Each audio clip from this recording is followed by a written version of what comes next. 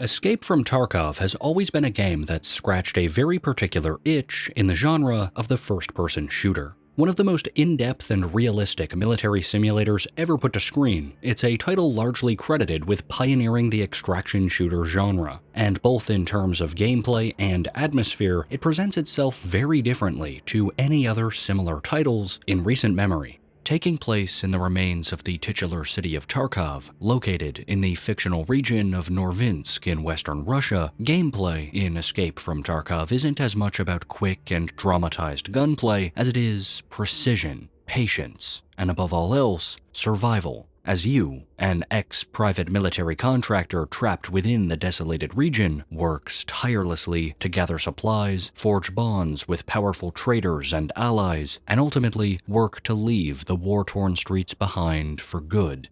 Of course, that's only the broad strokes of the game's story, and if you'd like a considerably more complete look, I actually already have a full video on just that. But in the modern day, perhaps one of the most interesting ramifications of the city's descent into disorder are the many legends which have arisen hereafter. See, hidden among the nearly apocalyptic landscape of the Norvinsk region today are a number of notable people, those whispered of by scavengers and PMCs alike, known only as bosses.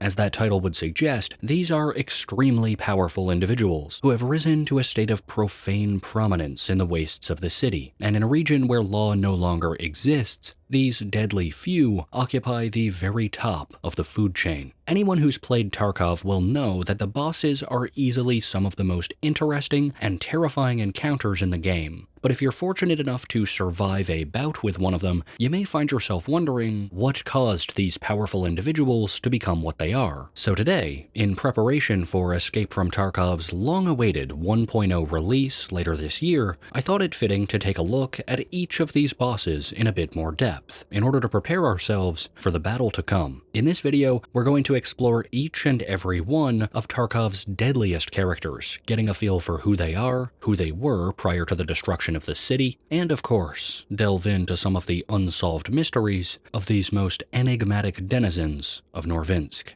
This is the full lore of each and every boss in Escape from Tarkov.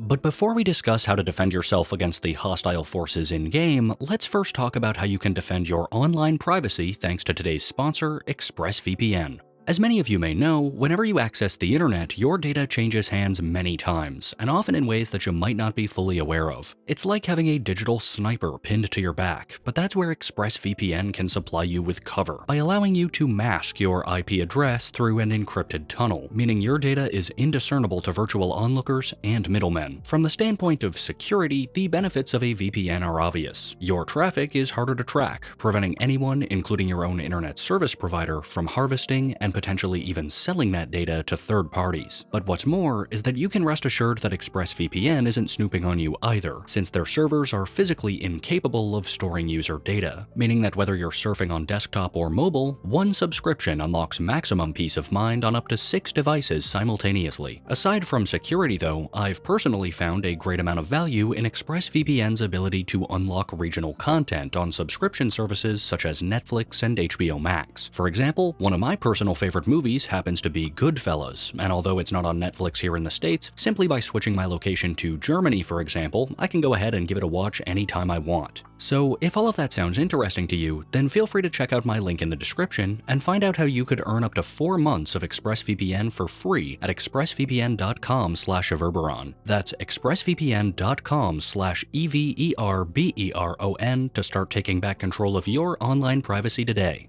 Thanks again to ExpressVPN for sponsoring today's video, and with that, let's take a look at our first boss.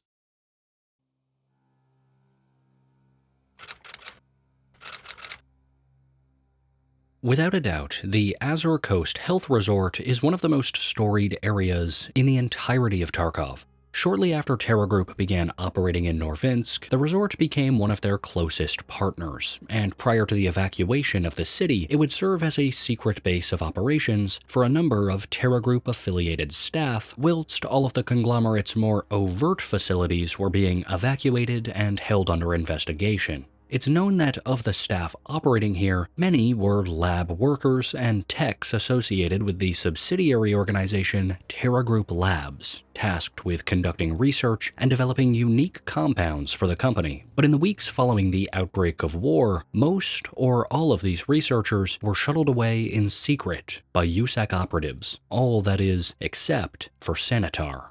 Opting to stay within the zone seemingly out of choice, Sanitar has continued and even escalated the experiments of his professional career, even in spite of the derelict state of the health resort in the present day. Free of any and all oversight, it's known that his efforts have extended to flat-out human experimentation and torturous endeavors in pursuit of goals that only Sanitar himself seems to understand. His methods are brutal, and whether out of loyalty or fear, he's even inspired a sort of loose following in the time since the disaster, often seen in the health resort's administrative wing, toting a scoped combat rifle alongside those 3 guards, also armed with Soviet bloc weapons. When not engaged in his work at the resort, however, Sanitar also has a couple of other outposts, having taken over a modest home in the southeast and sometimes even occupying the stretch of pier located along the shoreline. In each area, his telltale setup can be found. A table hosting countless medical substances and bloody tools, offering some hint at the treacherous experimentation taking place along Tarkov's coast. If you have the misfortune of meeting Sanitar in direct combat, it's probably most advisable to take out his entourage of guards first, because owing to his medical background, Sanitar himself will come stocked with several healing items and combat stimulants. Because of this, diverting attention from him for even a moment risks allowing him time to heal his wounds. His guards, on the other hand, are weaker and can be taken out one by one before confronting the man himself. It won't be an easy fight, but it's probably the best chance you'll have.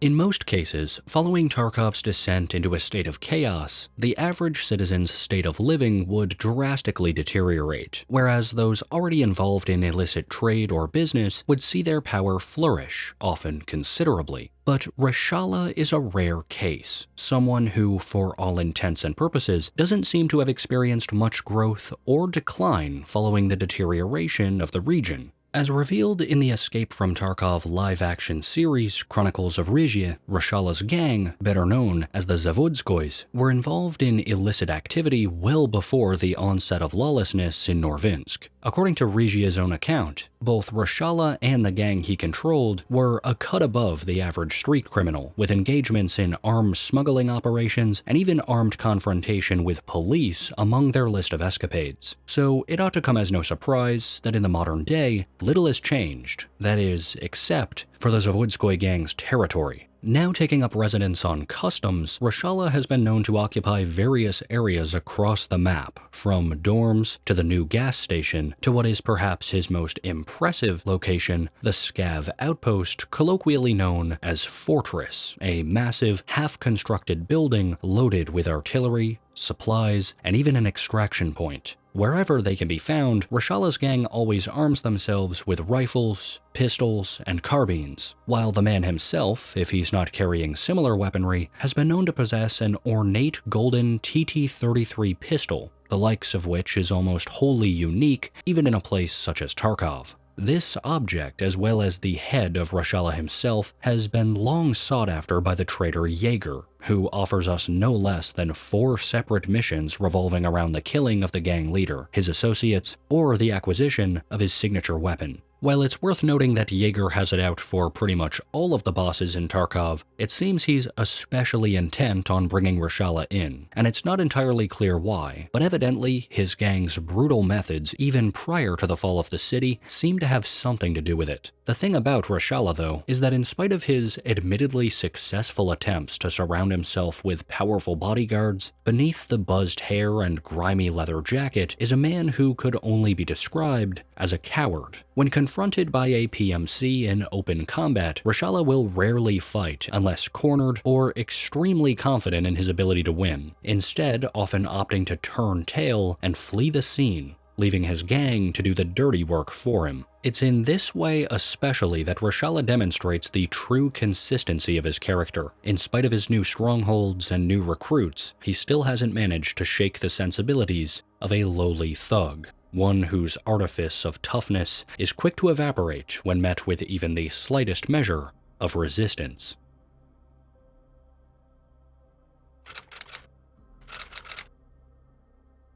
In a city like Tarkov, secrets are abound, but hidden away near the center of the region is perhaps one of the largest, a military installation, one of the vastest in the city that, before the fall, was a base used by the Federal State Reserve Agency, a place to stockpile personnel, vehicles, and most importantly, weapons away from the prying eyes of the public. Rumor has it that inside this compound, known today only as the Reserve, there's enough food and provisions to service a standing force for years. Not only this, but notwithstanding the impressive military architecture on the surface, a robust, labyrinthian series of interconnected bunkers and underground tunnels suggest a complex designed to withstand attacks from the air as much as on foot. It's a truly impressive fortification, a stronghold built to withstand even a nuclear blast, and yet when the fighting would break out in the city, it wouldn't take long for even the FSRA to lose control of this bastion, and in the power vacuum left behind, a new leader would take their place.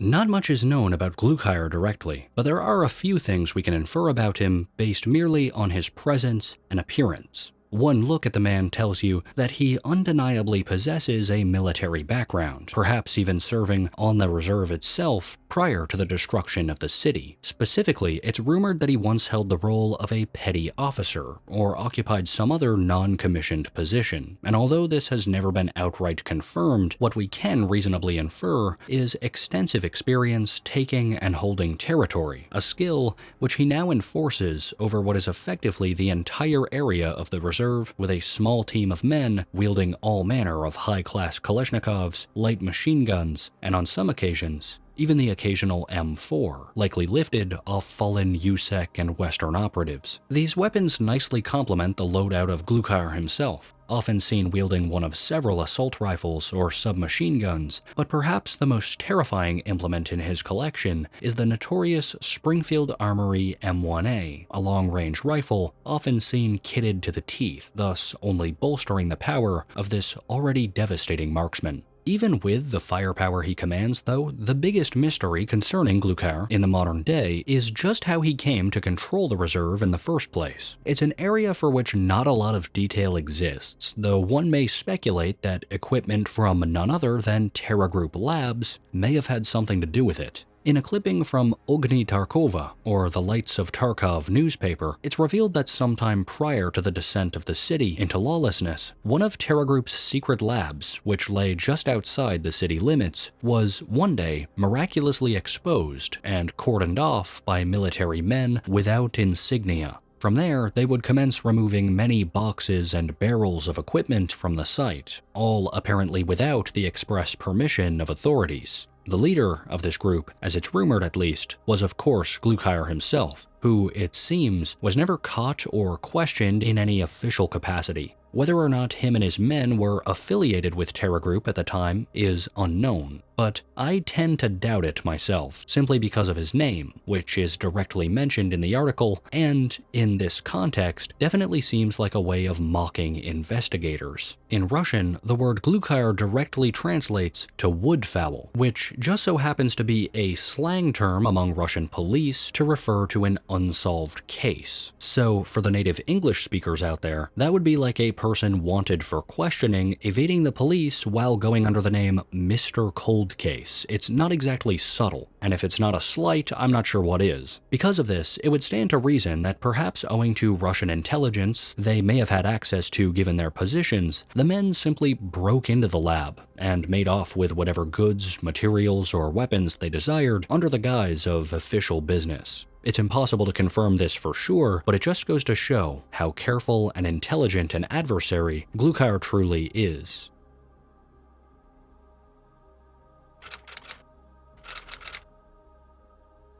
The quiet and expansive area of the Priorzersk Nature Reserve is, and long has been, an attraction for those seeking a quiet alternative to Tarkov's inner city. In spite of its protected status, though, several man-made features do dot the landscape, and it has been known to see limited commercial use, especially in the area of lumber production. As a result, one of the area's central locations, found alongside the shores of the vast lake Zryachiy in the southern portion of the zone, is the sawmill, which, in more recent memory, is a frequent battleground for Scav and PMC forces operating in the area. It's not uncommon to find oneself engaged in all manner of firefights here, but often seen among the combatants are the members of the Sveltozersky gang, the sawmill's only true permanent residents. As a brief aside, the Sveltozerskys likely draw their name from the lake which their territory borders. Although the lake is not directly named in Escape from Tarkov itself, it is referred to in one of Battlestate Games' previous titles, Contract Wars, which takes place in the same universe only a handful of years prior. And given that we can verify members of this group in the post-raid records, I think it's pretty safe to say that these areas are one and the same. Regardless though, the Sveltozerskys are known for one of two things: long-range sniper and long rifle-powered duels, and deadly accuracy, the latter of which is especially true of the gang's leader, Shturman.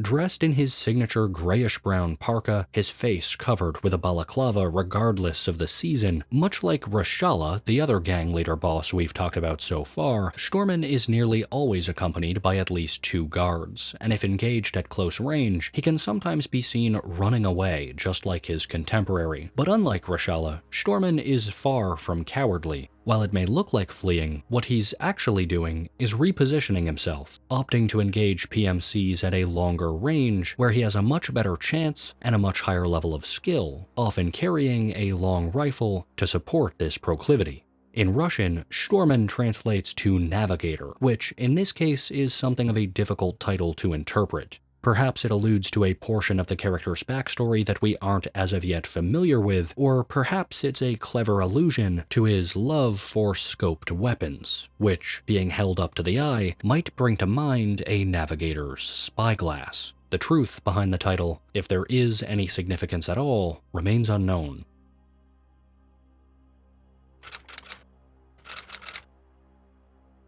Deep in the heart of the Kilmov shopping center, a haunting patrol is taking place. A small group of men, their light and relatively small arms contrasted with their heavy armor, checks each location, the only sounds of their trek being heavy footfalls and the clank of the prized rubber police baton wielded by their leader, a man by the name of Kollontay.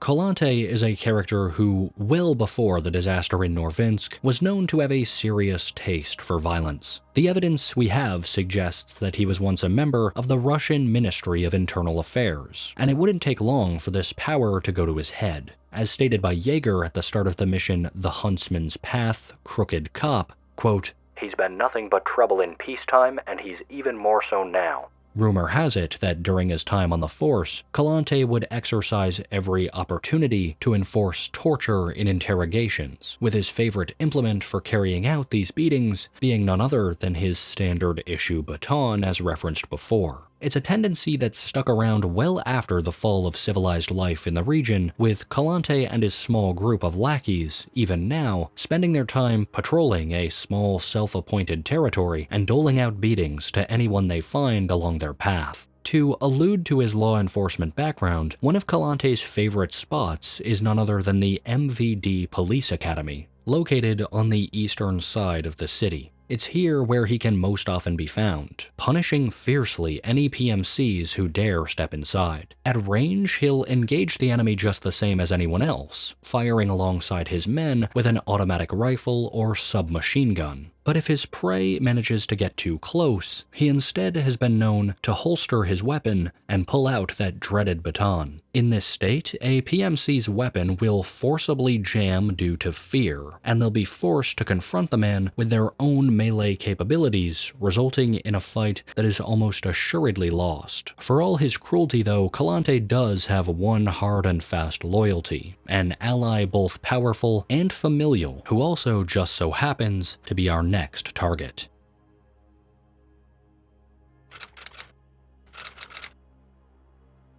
Up to this point, we've discussed a couple of bosses who operate gangs throughout the Norvinsk region, but there's one more similar boss to discuss, and that's Kaban, the Boar, brother of Kollontay, and almost undeniably the most powerful crime boss in the entire city, a title that he's not particularly bashful about. Mirroring his brother's hold in the east of the city, Kaban and his group, in turn, preside over the west side of Tarkov streets, and everyone, even the lowest of scavs, know to steer clear of his base within the Lexos car dealership at the end of town. The dealership, which has been extensively barricaded, is rigorously defended at all angles at all times of the day. From the north, multiple mounted turrets defend the compound, manned by trained personnel, and in the south, where the makeshift gates exist, anyone seeking entry will be met with similarly fierce opposition. All of the men in the compound are endlessly loyal to their leader, who never leaves the dealership, instead opting to enjoy the spoils of his position from the comfort of home. In fact, it's even insinuated that Kaban may have once owned the dealership itself before the city was plunged into disarray. Owing in part to its size, the structure of Kaban's group is a bit more complicated than a lot of the other simpler gangs we've observed so far. Instead of a flat structure with the leader at the top and underlings below, Kaban's group instead is tiered, with a loose middle rank sitting between himself and his lesser lackeys, which consists of his closest associates, two men by the names of Bazmak and Gus, who are never far from the boss's side. Unlike the snipers and followers he hosts throughout his compound, these men, much like Kaban himself, have been known to wield fully fledged heavy machine guns, PKPs, and PKMs. Indeed, Kaban may just be the most singularly destructive boss in the entirety of Tarkov simply on account of his obsession with heavy weapons. But this brutal reputation certainly hasn't earned him any favors in the eyes of most remaining scavs or citizens. During the debriefing for Jaeger's mission, The Huntsman's Path Big Game, we're told a story that illustrates Kaban's savagery firsthand. I was out hunting the other day and picked up a family in the woods, father and son. Both were exhausted. The boy had a bullet wound. I brought them to my place, treated the kid's wound as best I could, fed them both. Then I talked to the father. Name's Zryachiy, and it made me disgusted. They both lived in their apartment opposite the car dealership in the city, and for some reason stayed there after the evacuation. Don't know why, but that's not the point. While Zryachiy went to look for food, some bandits found their house, tied up the kid, and then him when he returned. They brought them both to the car shop and made them work for them, or else they'd both get put down like dogs. The leader's name is Kaban. Everybody respects him there, Zryachiy says. At night, the family managed to break out under fire and made it to the woods, where I found them. The son didn't survive. The wound was too severe. Regardless, together, Kaban and Kollontay have undeniably solidified themselves as a menacing collective presence in the inner city. But as some of you may know, they're not the only, nor are they the most fearsome set of brothers presently in the region. And though our next two characters don't control the same amount of territory, nor are they in command of any underlings, they are, without a doubt, much, much more well-known, and in all likelihood, even more feared.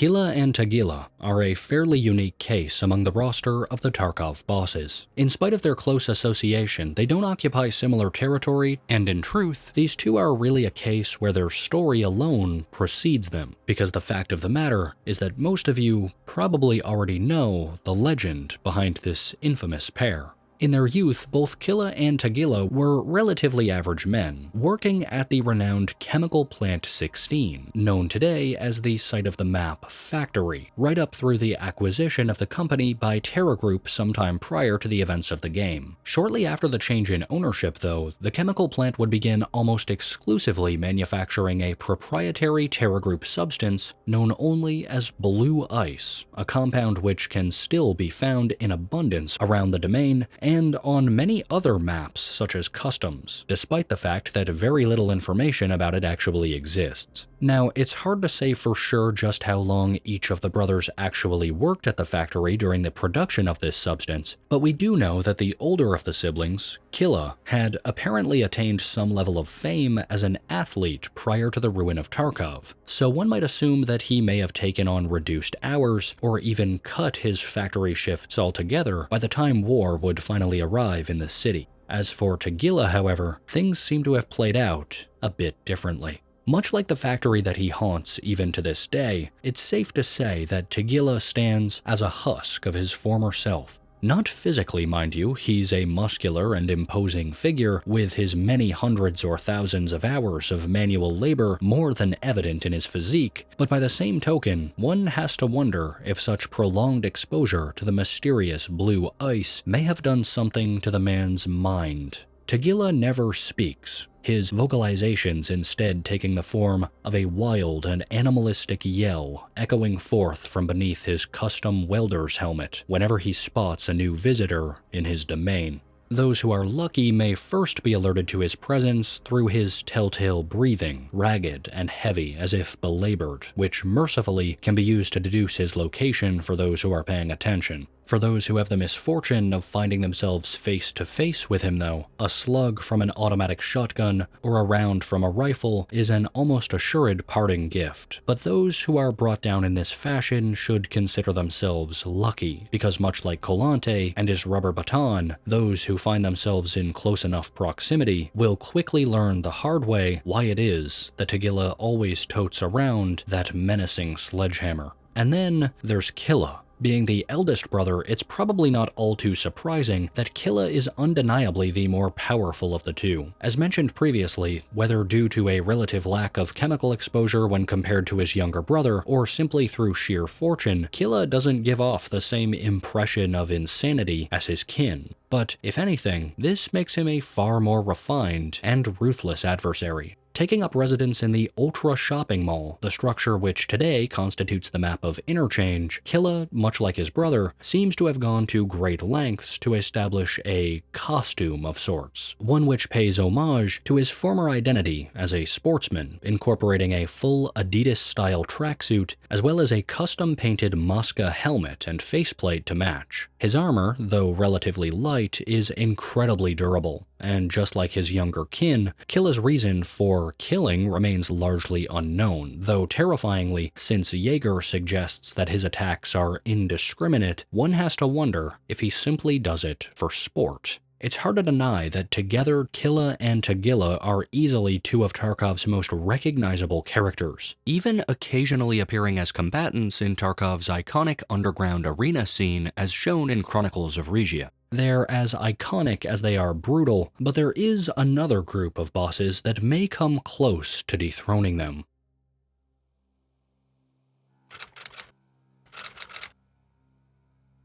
When deploying to the map known as Lighthouse, PMCs will be greeted with a considerable length of coastline dotted with several important POIs. In many ways, the lay of the land resembles that of Shoreline, and so it may not come as a surprise that there are a handful of bosses that stalk both maps, foremost among them being the leaders of a group known as the Rogues. As their name would suggest, the Rogues are a group of ex-USEC PMC operatives who, following the close of the conflict known as the Contract Wars, would abandon their posts and opt to remain in the city as free agents. To this end, they would establish a perimeter encompassing much of the northern portion of the map, and armed with sentry guns and mines, this post remains as the Rogues' primary base of operations even to this day. In fact, few of the group have ever been known to leave, that is, with the notable exception of their three leaders, a highly deadly trio better known as the Goons. Forming a sophisticated raiding party, the Goons are perhaps some of the most difficult adversaries in all of Tarkov, purely for the fact that they always attack as a group of three, with each member of the band sporting a different type of weaponry. When encountering this group in the wild, the first one you're likely to see is Night. Clad in a unique mask with a fragment of human skull affixed to the faceplate, he's essentially the rusher of the group, often wielding a scar or similar Western-style assault rifle and running down prey as soon as they're spotted, either by himself or one of the other members. Not far behind him is the man known only as Big Pipe, who totes the heavier equipment, including grenade launchers, light machine guns, or a blackout AR. His job is generally to back up Knight, finishing off their target once the former member has softened them up a bit, or adding to the fray through highly accurate bursts of fire. And last but not least, in the backline, there's Birdeye, the group's sniper, who boasts deadly accuracy at all ranges and is usually the last to close in following his associates. More often than not, it's Birdeye who first spots a target from afar, and using radio communication, it's him that will relay their location to his brethren.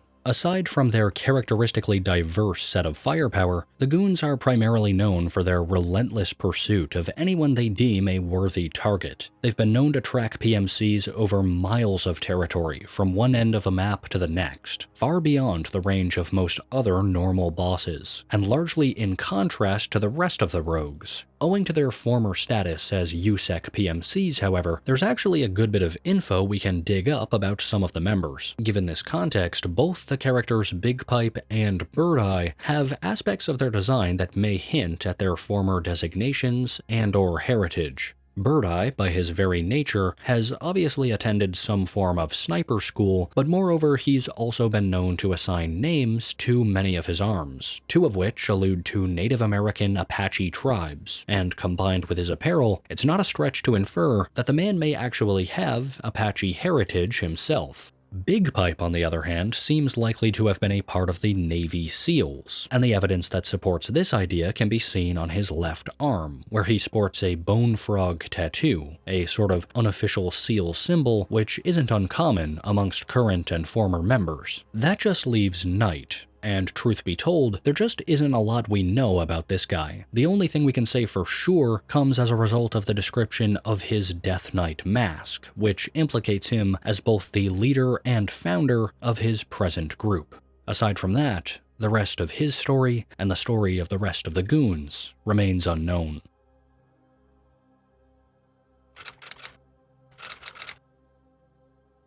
More often than not, the scav bosses of the world of Tarkov occupy largely consistent and often solitary positions. In most of the cases we've observed so far, these are characters with closely defined territories, but there is one broad exception to this rule, a man whose nomadic nature sees him occupying not just several points of interest, but several whole maps all across the Tarkov region. His name is Partisan, and though he can't be said to directly control any territory within the region, he certainly has made a name for himself by stalking a pretty considerable margin of it. Partisan can be found on the maps of Woods, Customs, Lighthouse, and Shoreline at practically any point, moving about the map and often stalking PMCs for considerable lengths of time before finally confronting them, either directly or indirectly. He's an incredibly smart hunter, usually waiting until his prey has cornered itself before approaching, and since his footsteps make zero noise, it isn't uncommon to be fully unaware of Partisan's presence right up until the first shots are fired. However, unlike many other infamous figures in the region though, Partisan doesn't just rely directly on primary weapons to finish off his targets, for he's also taken a liking to tripwires, setting deliberate traps for wayward PMCs after pursuing them for considerable distances, all while remaining completely undetected. Considering he's likely to be the most effective and deadly stalker in the entire game, hunting down men the way others hunt game, it might come as no surprise that, unlike many other bosses, Partisan has fostered a sort of friendship with Jaeger, and it's through him that we learn the most about the man's past. In Jaeger's own words, quote, I was talking to an old comrade of mine, and let me tell you, tripwires are the ultimate test of alertness. Partisan has driven a great many bastards out of existence, and most of the time it was only a matter of catching the enemy inattentive. Yes, his methods are extreme. He's been like that since Afghanistan. Even if you're on my friend's good side, there are still plenty of gifts in Tarkov even without him.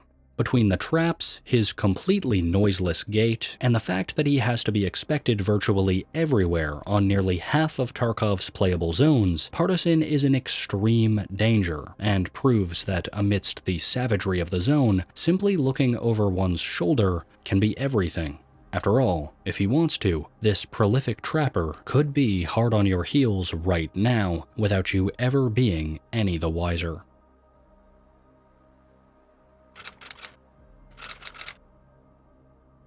And last but not least, we reach our final subject today, a boss that I've left for last not only because of the unique scenario surrounding him, but also because of their highly specific associations. Late into the story of Escape from Tarkov, after completing a number of quests with several of the traitors throughout the game, we'll be sent to make contact with the Lightkeeper, a man who holes up in the titular lighthouse on the map of the same name, and offers us what is perhaps the most reliable opportunity for actually escaping the region of any other character. He's a very mysterious individual, and a very well-connected one, so it's likely that when version 1.0 finally releases, it will be through him that we actually have a means of completing the game's story. But reaching the Lightkeeper is not as simple as merely strolling up to the door. No, in reality, this small walkway, sitting between the shore and the lighthouse itself, is almost certainly one of the most fiercely defended points in the entire game, laced with hundreds of landmines set to annihilate anyone who approaches without permission, and all the while overseen by the Lightkeeper's guard dog, Zryachiy.